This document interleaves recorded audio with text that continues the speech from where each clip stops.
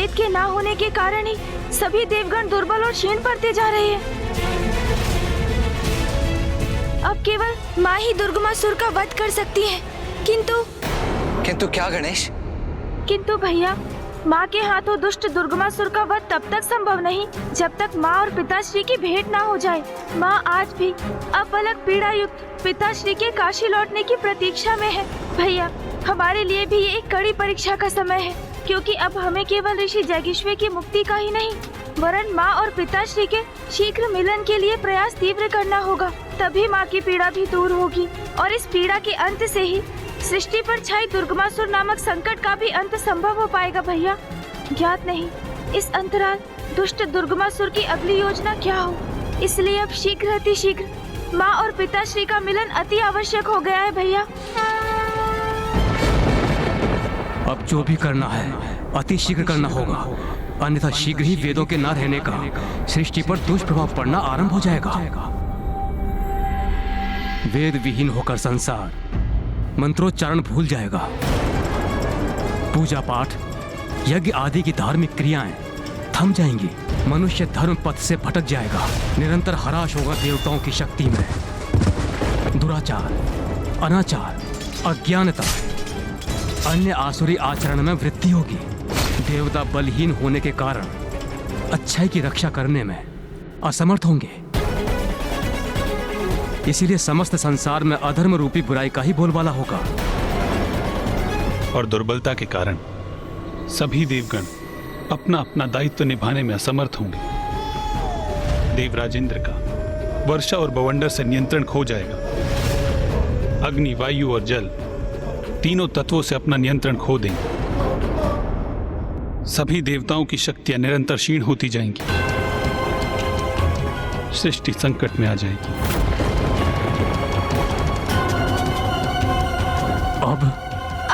अब क्या हुआ भूपा जी? जिनकी पवित्रता अक्षुण्ण है, संसार का समस्त ज्ञान जिनमें समाहित है, वो वेद की देवी अब एक असुर दुर्गमासुर के वश में है। ये विचार मुझे अत्यंत व्याकुल कर रहा है।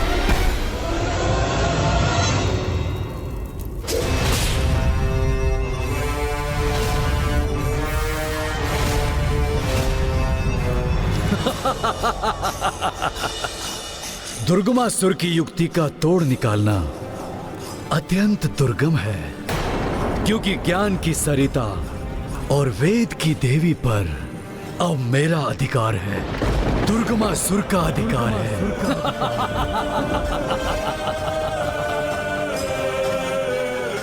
अब इन्हें ऐसे स्थान पर स्थित करूंगा जहां हम असुरों के सिवाय किसी का भी पहुंचना कठिन है।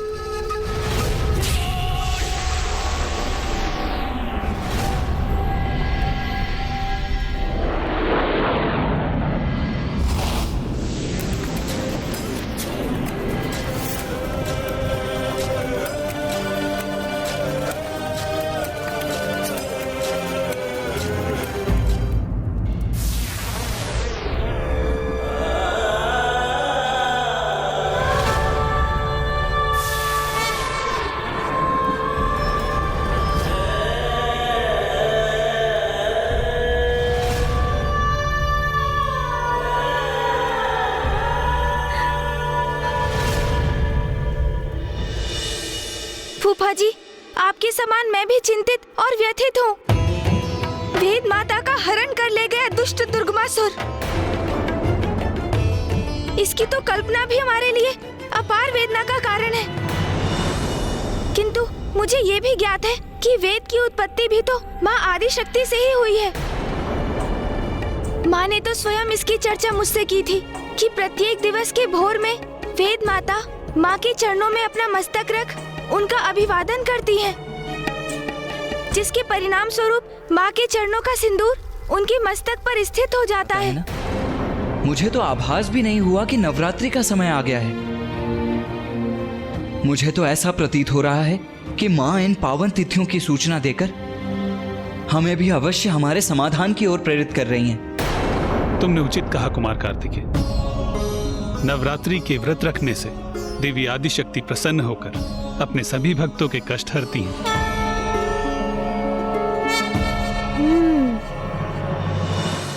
हमारे संकटों का निवारण तो माँ के द्वारा ही संभव है। इसलिए हम भी नवरात्रि के व्रत और पूजन करेंगे।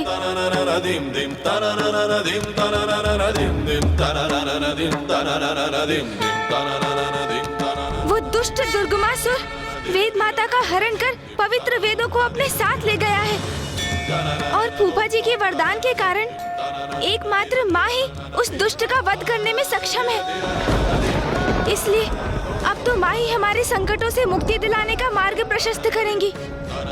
गणेश, तुम उचित कह रहे हो, किंतु उसके पूर्व हमें राजा दिवोदास से पार पाकर पिताश्री को काशी लौटाने का कोई उपाय तो करना होगा ना।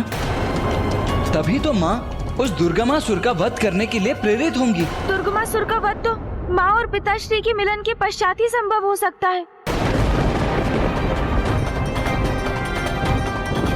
किंतु माँ की कृपा से मुझे काशी नरेश को उनके राजपद से विभक्त करने का मार्ग सूझ गया है, और जिसके लिए अब हमें अविलंब काशी जाना होगा।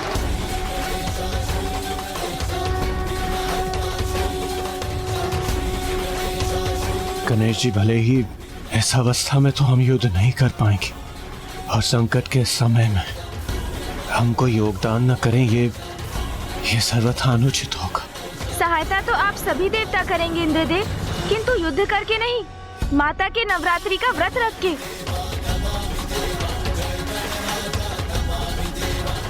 और आप सभी ये व्रत यहाँ मंदार पर्वत पर रहकर ही करेंगे। मैं और भैया काशी जाकर व्रत करेंगे, क्योंकि राजा दिवोदास को बिना आहत किए एवं उन्हें कोई कष्ट पहुंचाए बिना काशी के राजपद को उनसे मुक्त करने का उपाय तो काशी जाकर ही करना होगा हमें।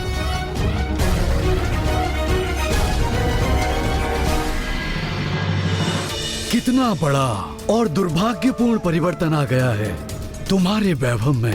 वहाँ ब्रह्मलोक में सदा उजले तारों से घिरी रहती थी, ब्रह्मदेव की देखरेख में। उनके निकट दिव्य कमल पर स्थित रहती थी वेद की देवी। किंतु अब तो यहाँ इस गहन अंधकार में घिरी हुई हो, जहाँ तुम्हारा ये सिंहासन एक काले और कलुषित कमल पर स्थित है। यहाँ तो मेरे लिए श्वास लेना भी कठिन हो रहा है। इस पाप में अंधकारी स्थान पर क्यों लेकर आए हो मुझे? क्योंकि अब आपका यही नवीन स्थान है। अब आप मेरे अधीन हैं और मैं आपका नवीन स्वामी। बड़े मूर्ख हैं ये देवता, जिन्हें मेरे वास्तविक आशय का भान भी नहीं हुआ। मेरी दृष्टि स्वर्ग के सिंहासन पर नहीं, मेरी रुरु पुत्र दुर्गमासुर की दृष्टि तो आरंभ से आप पर ही थी देवी। क्योंकि मुझे ज्ञात था यदि आप लुप्त हुई तो संसार से धर्म का भी लोप अवश्य होगा, और फिर संसार में पाप और अनाचार का विस्तार होगा। देवता दुर्बल होंगे और असुरों की शक्ति बढ़ेगी। मैं रुरु पुत्र दुर्गमासुर सृष्टि पर अपना एक छत्र राज्य स्थापित करूंगा। इसलिए इस नवीन स्थिति को स्वीकार कीजिए, क्योंकि अब तो सदा आपको इसी एकांत में ही रहना होगा देवी।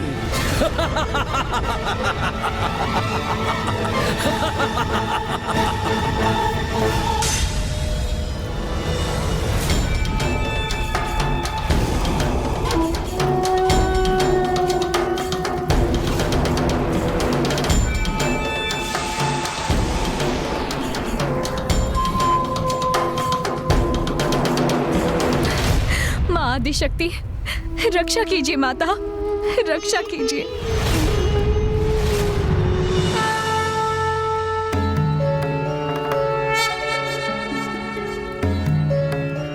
प्रणाम माता।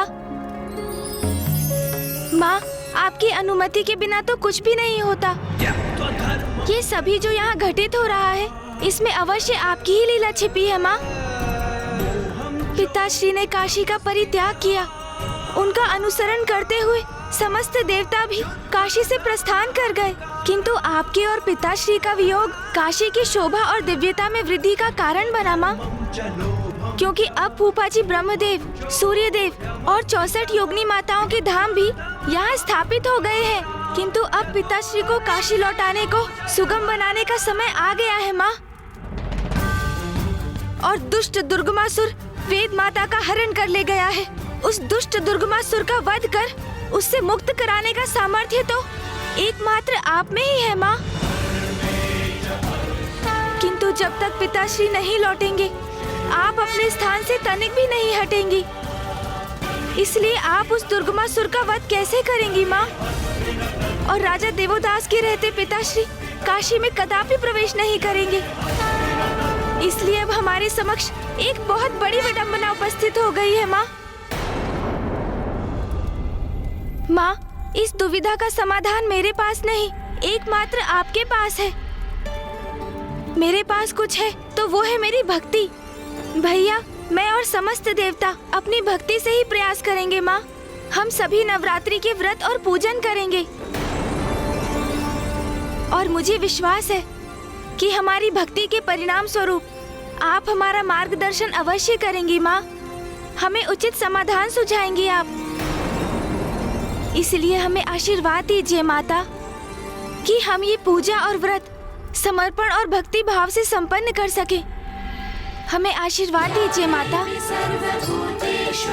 पुत्र गणेश, मेरा आशीर्वाद तो सदैव तुम्हारे साथ है और मुझे ज्ञात है कि अपनी भक्ति और युक्ति से तुम कोई ना कोई मार्ग अवश्य ढूंढ लोगे।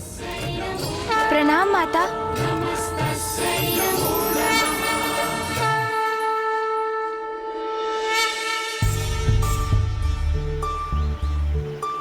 गणेश, क्या तुम इसीलिए काशी आना चाहते थे कि हम अपना व्रत और पूजन यहाँ माँ गंगा के पावन घाट पर कर सके? नहीं भैया। तो फिर यहाँ काशी आने की क्या आवश्यकता थी? हम अपना पूजन वहां देवताओं के साथ मंदार पर्वत पर भी तो कर सकते थे। भैया, संसार के प्रत्येक प्राणी का कार्य समय निर्धारित है और यही व्यवस्था मनुष्यों में भी है। भले ही राजा देवोदास काशी के एक धर्मनिष्ठ और कर्तव्यपरायण राजा रहे हो, किंतु अब उनके भी संसार से मोह माया के त्याग करने का समय आ गया है और अब उनके जीवन का जो पड़ाव निर्धारित है वो है वानप्रस्थ आश्रम। यही सत्य है उनके जीवन का और यही बात राजा देवोदास को समझाना अति आवश्यक है, जिसके लिए हमारा काशी आगमन हुआ भैया। इसलिए हमारी पूजा का उचित स्थान है राजा देवोदास का राजभवन। काशी नरेश राजा दिवोदास के राजभवन में? किंतु कैसे गणेश? भैया, हमें किसी प्रकार राजा दिवोदास को नवरात्रि के व्रत और पूजन के लिए सहमत करना होगा, क्योंकि माँ की भक्ति में लीन होकर ही तो उन्हें भान होगा कि माँ और पिताश्री एक दूसरे के पूरक हैं। उन्हें एक दूसरे से दूर करने का अर्थ है उन्हें पीड़ा पहुँचाना और सृष्टि में असंतुलन उत्पन्न करना। उचित है गणेश, किंतु गणेश, हम राजा दिवोदास के भवन में जाकर उनसे व्रत और पूजन करने के लिए तो नहीं कह सकते ना? हाँ भैया, यही मैं भी सोच रहा हूँ कि राजा देवोदास के राजभवन में प्रवेश करने का क्या उपाय है। कृपया इसे स्वीकार कीजिए ऋषिवर, आप भी लीजिए।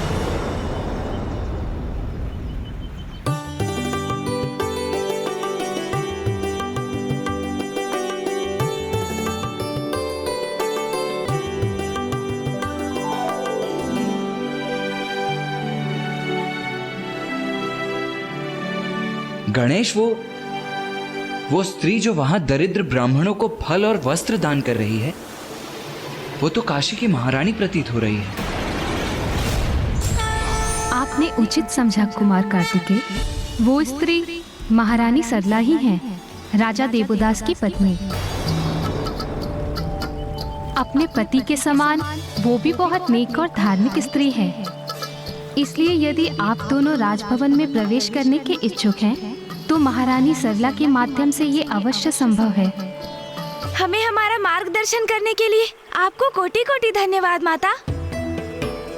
मैं आप दोनों की जो भी सहायता कर सकती हूँ वो अवश्य करूँगी।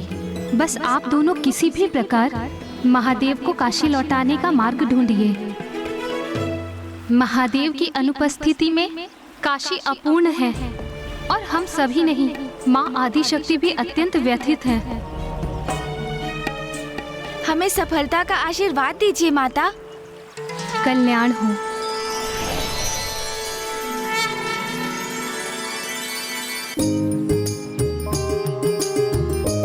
भैया, मुझे एक युक्ति सूझी है।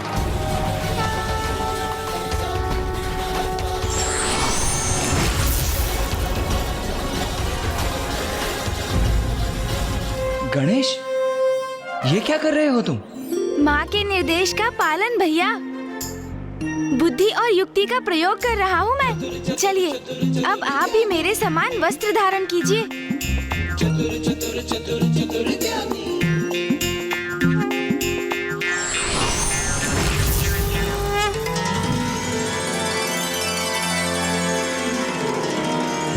गणेश, वेशभूषा तो हमने धारण कर ली, किंतु आप राजा दिवोदास के भवन में प्रवेश कैसे करेंगे?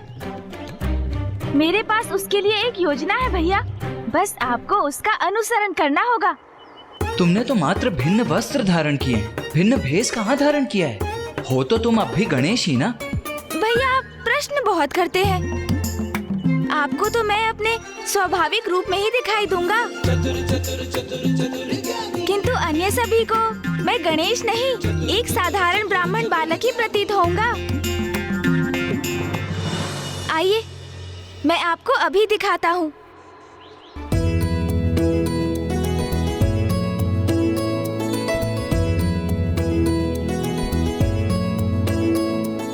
कल्याण हो माता।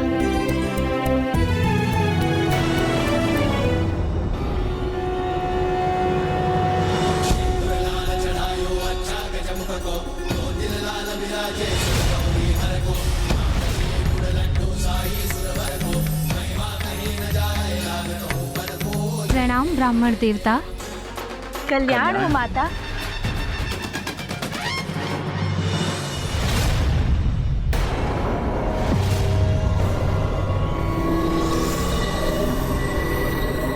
मुझे क्षमा करे ब्राह्मण देवता, अब आपको देने के लिए मेरे पास कुछ भी शेष नहीं। माता, हम आपसे यहाँ पर दक्षिणा प्राप्त करने नहीं आए हैं। हम तो बस यहाँ से निकल रहे थे तो हमारी दृष्टि आप पर पड़ी और हमारे मुख से स्वतः आशीर्वचन निकल पड़े। आप तो अति भाग्यशाली है माता। आपकी मनोकामना पूर्ण हो गई है। मनोकामना? कौन सी मनोकामना प्रभु? बाल्यावस्था में नाग कन्या ने ब्रह्मदेव की प्रार्थना की। प्रभु ब्रह्मदेव, मेरे पिताश्री नागराज वासुकी जी मेरा विवाह किसी योग्य नागपुरुष से करवाने के इच्छुक हैं, किंतु मेरी इच्छा है कि जब मैं उचित आयु में पहुंचूं तो मैं किसी ऐसे पुरुष, किसी ऐसे मनुष्य के साथ विवाह करूं जो धर्मनिष्ठ हो और आपका परम भक्त हो। यदि आपके प्रति मेरी भक्ति सत्य है तो मुझे वरदान दीजिए कि मेरी मनोकामना पूर्ण हो। ब्रह्मदेव ने आपकी प्रार्थना स्वीकार कर ली और आपको वरदान दे दिया। तथास्तु। समय आने पर ब्रह्मदेव के दिए वरदान के अनुसार आपका विवाह राजा दिवोदास जी से हो गया। आप तो अद्भुत हैं, ज्योतिष शास्त्र में निपुण हैं। जो घटना बचपन में घटित हुई, जिसे मैंने आज तक किसी से साझा नहीं किया, उसे आपने कितनी सरलता से ज्ञात कर लिया। जो सबसे अज्ञात है उसे भी ज्ञात कर लेते हैं मेरे अनुज भ्राता। ज्योतिष ज्ञान के प्रकांड विद्वान जो हैं। आप जैसे विद्वान के काशी आगमन से काशी धन्य हुई, किंतु आपका उचित सम्मान तो मैं राजभवन में ही कर सकती हूँ। आप हमारे साथ चले विप्रवर। मेरे पतिदेव को भी विद्वानों का स्वागत करने में बहुत आनंद का अनुभव होता है। कृपा कर हमें भी अपनी सेवा का अवसर दीजिए। अवश्य महारानी, हम आपका आतिथ्य स्वीकार करते हैं।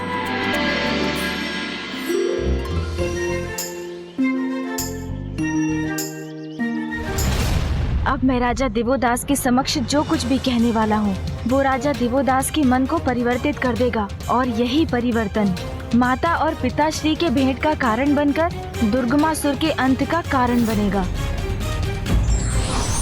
पुस्तक का ज्ञान यदि जीवन में आत्मसात ना किया जाए तो उसका साथ में होने का कोई लाभ नहीं, अपितु व्यक्ति और अंधकार में खो सकता है।